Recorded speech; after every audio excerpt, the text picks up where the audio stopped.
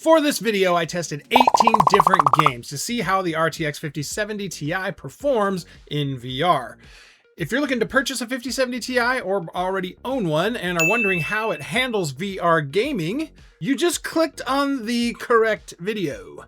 Real quick, before we dive into our games lineup, if you'd like to know how the 5070 Ti compares to other GPUs I've tested, this is a list of 10 GPUs I've tested in the Superposition VR benchmark. Now, this is just one benchmark and isn't indicative of performance across the board, but it is interesting to see the 5070 Ti tops my list as the most powerful card I've tested, just edging out the RTX 4080. Okay, I know the margin is super duper close. It's only about a half FPS faster on average, but that does put it in the top spot. That is at least until I'm able to test something even more powerful.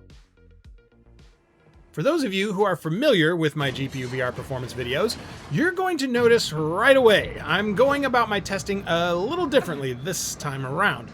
I'm no longer using the Oculus performance overlay, which in hindsight I'm questioning my decision to stop using because since I'm using a Meta headset, using another performance monitoring utility like fpsVR here isn't always quite as simple as one would think. While working on this video, I ran into a lot of obstacles and learned a lot about how certain games like to use different XR runtimes based on the headset you're using. So while I would like to use fpsVR for all my testing, using the Quest 3 for that testing didn't allow me to do that, and I had to come up with other ways to display all the statistics I felt would be the most helpful. So please bear with me while I get things figured out over the course of the next several videos. As for this video, I'll be using a combination of virtual desktop and its performance overlay, fpsVR, and Intel Presentmon to bring you all the performance statistics I hope you're looking for. Okay, this intro is already a lot longer than I was wanting to make it, so let's go. The gameplay footage you've been watching is from Alien Rogue Incursion. To be able to achieve a 100% stable frame rate at epic quality settings, I used a refresh rate of 72 Hz and a render resolution of 2496 by 2688 per eye, or 4992 by 2688 total resolution. Looking at the GPU frame time graph, it's pretty clear the 5070 Ti is capable of more in this game. Initially, I did run this game at 90 Hz, and for the most part, performance was good. But there were parts of the game, these wiring puzzles in particular, where performance would take a pretty noticeable dive. Now, could I have lowered the in-game quality settings instead of lowering the refresh rate? Sure. But I'm an eye candy guy, so I chose the latter. You, of course, are free to use whatever settings you'd like. I'm just trying to show you what the 5070 Ti can do and let you take it from there.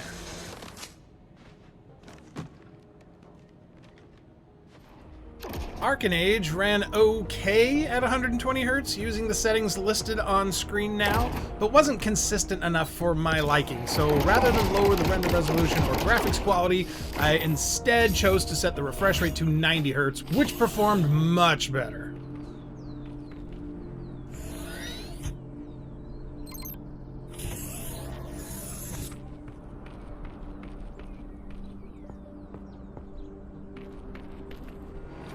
Assetto Corsa was one of 3 racing games I tested with the 5070 Ti, and it looked and ran great at 90 Hz using virtual desktop's godlike graphics quality, which uses a render resolution of 3092 by 3264 per eye.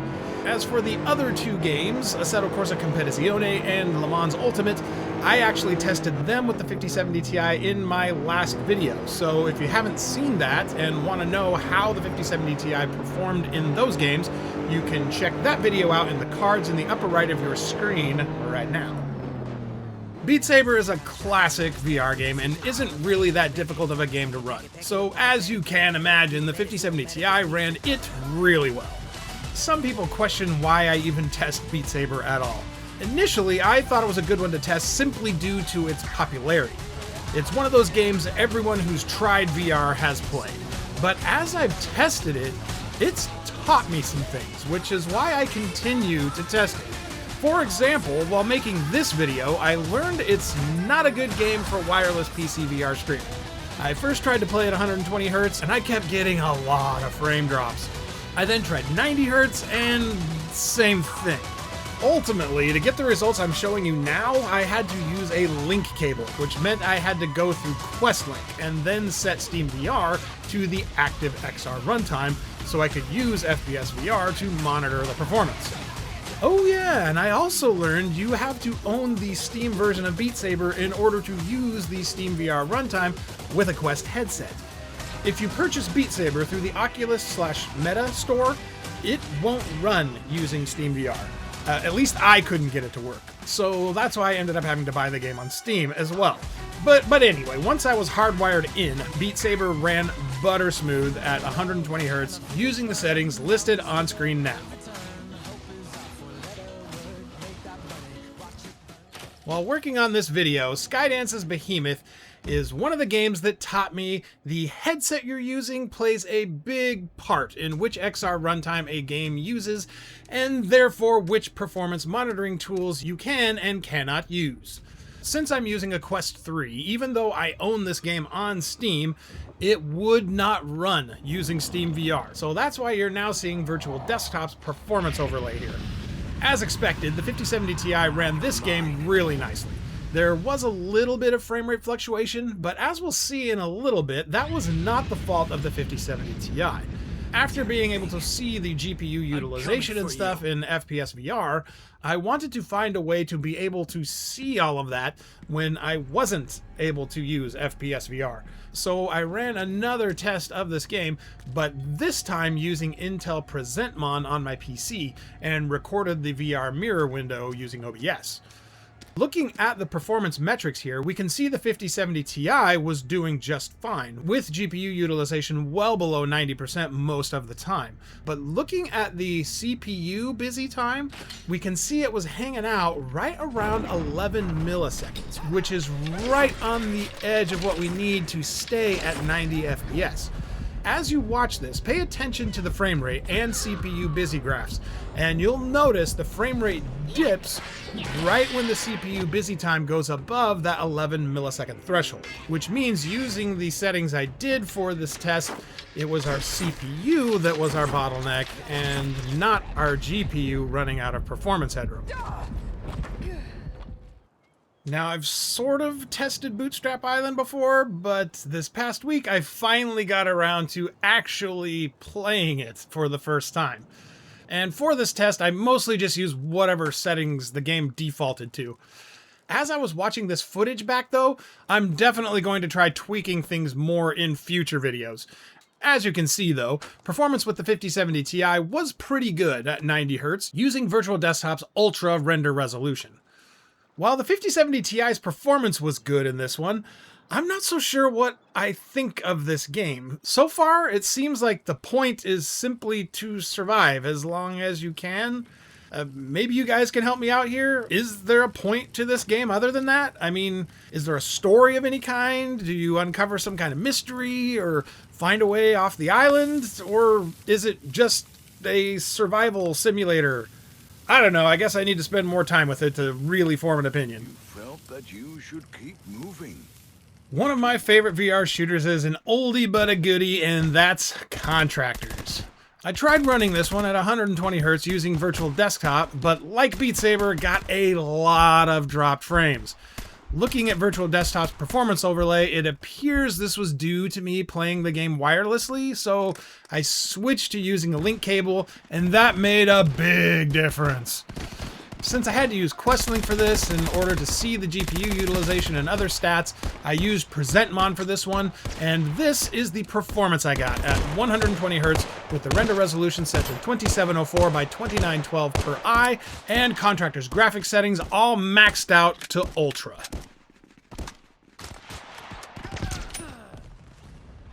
Unlike Beat Saber and Contractors, Forefront actually ran pretty well over wireless using Virtual Desktop. It wasn't perfect, but as you can see looking at the Presentmon statistics on the left of your screen, the times when we were dropping frames were not due to the 5070 Ti being overworked. Looking at our performance metrics in Virtual Desktop and Presentmon, we see the frame drops were occasionally due to wireless 120Hz play, but mostly it was due to our CPU not quite being able to get the draw calls out fast enough. So the 5070 Ti crushed it in this one. I just need to figure out how to take some of that load off the CPU to help shore that frame rate up. Sorry, girl driving. Now, I just recently made a video about the 5070 Ti's performance in Half-Life Alyx, so I'm not going to spend much time talking about it here. That being said, these are the settings I played at, and as you can see, the 5070 Ti had no problem running this one. If you'd like to see more, I've linked my RTX 5070 Ti Half-Life Alyx video in the cards in the upper right of your screen. Feel free to hit pause on this one, go give that one a watch, and then come back. Or you can watch this one all the way through and then watch my Half-Life Alyx video. It's up to you. Well, it is spores from another dimension. I ran into the Radius 2 using its high graphics quality presets at 90Hz, using Virtual Desktop's ultra render resolution of 2688 by 2880 per eye, and the game both looked and ran great. Lone Echo 2 is an absolutely gorgeous game, and what you're seeing here is only the game's medium quality settings, so it can look even better, and had I lowered the refresh rate down to 72Hz, I have no doubt the 5070 Ti could pull off at least high settings, if not very high. That being said, using Virtual Desktop's ultra render resolution, the 5070 Ti delivered a smooth 90 FPS in this game.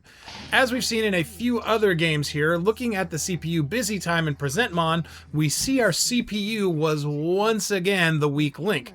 For the most part, GPU utilization was usually around 80%, but our CPU frame time was once again chilling at that 11 millisecond mark, which is right on the edge of what we need to maintain that 90 FPS. I saw very much the same thing in Metro Awakening at the same resolution and refresh rate, where the CPU busy time was right on the edge at 11 milliseconds.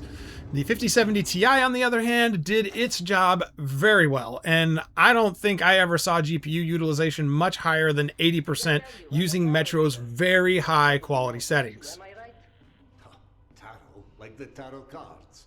For those of you who follow my channel, you may remember I released a video a couple weeks ago taking a look at the performance of the 5070 Ti in Microsoft Flight Simulator. So, like with Half-Life Alyx, Assetto Corsa Competizione, and Le Mans Ultimate, I recommend you go check out that video, because in that one, I not only show the performance of the 5070 Ti using Flight Simulator's low quality preset like you're seeing here, but I also show its performance using ultra settings, as well as what things are like when using DLSS. So if that sounds like your cup of tea, that video is popping up in the cards for you right meow.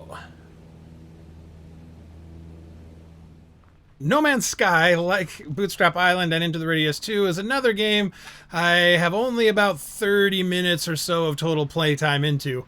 Up until this last week, the most I've done in this game is walk around in a circle and collect some minerals I needed to repair the thermal protection of my suit. This time, though, I spent a good 20 to 30 minutes playing and found my ship and started working on repairing it. For the render resolution, I used Virtual Desktop's high setting and set No Man's Sky's quality settings to ultra. Now, this enabled AMD's Fidelity FX Super Resolution for the anti-aliasing, and I think that was a mistake, as the graphics look pretty blurry to me. In hindsight, I should have played around with that a bit more and used TAA or just turned anti-aliasing off altogether. Well, we live and learn, right? All that aside, I think this result was good for the 5070 Ti, but with some more tweaking, we could definitely make the experience even better. I was able to max out just about every setting in The Walking Dead Saints and Sinners, other than anti-aliasing, using Virtual Desktop's high render resolution setting. And for the most part, the game ran at a pretty consistent 120 FPS. Looking at both the CPU and GPU busy times, this pushed both the 5070 Ti and my 9800X3D CPU pretty close to their limits. As you can see, looking at the GPU utilization percentage in Presentmon, we were above 90% utilization most of the time. And when we got above 95%, we'd see the frame rate dip a little bit here and there. So while I didn't get perfect performance at these settings, it was still pretty good and gives us a nice look at what the 5070 Ti is capable of. The final game I tested the 5070 Ti with was VR Chat. Because of how wildly things can change in VR Chat, depending on the world you're in, the number of players in that world, and the level of detail on their avatars, I set the refresh rate at 72 Hz in an effort to give us as much headroom as possible. Now, of course, I don't want the game looking like poo, so I used Virtual Desktop's ultra render resolution and set the game's graphics quality settings to high. And this is the performance I got in this 7-Eleven world I found. I'm an old school gamer and am very used to playing games with a storyline or have some kind of objective to complete. So I feel like I may need to apologize to some of you guys because I don't really get VR Chat. I mean, what exactly is going on here? All these people are just hanging out in a virtual 7-Eleven. I don't get it. Anyway, as you can see, the 5070 Ti was only at around 50% utilization, so we had plenty of headroom left for this particular world. I then moved to an amazing digital circus world that had 16 or so other players in it, and performance there was even better than it was in 7-Eleven. To finish off my test of VR Chat, I went to a world called VRC Mark V2, which is a benchmark world. It has several different benchmarks you can run, 2 designed to stress your CPU and 2 others to stress your GPU. Since this is a GPU VR performance video, I ran the 2 GPU benchmarks, and here's how the 5070 Ti fared.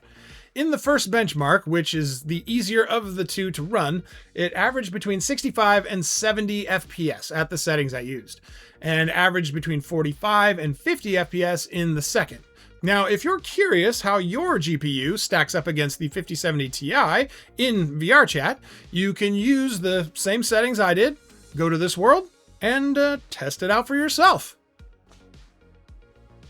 While benchmarking games can be a bit of a headache, I had a good time testing the 5070 Ti. Like I showed at the beginning of this video, it's one of the most powerful GPUs I've ever tested on the channel, and is, as you'd expect, a very capable VR GPU. Now, if you'd like to see exactly how the 5070 Ti stacks up against the RTX 4080 in a handful of different VR games, you're going to want to check out my next video.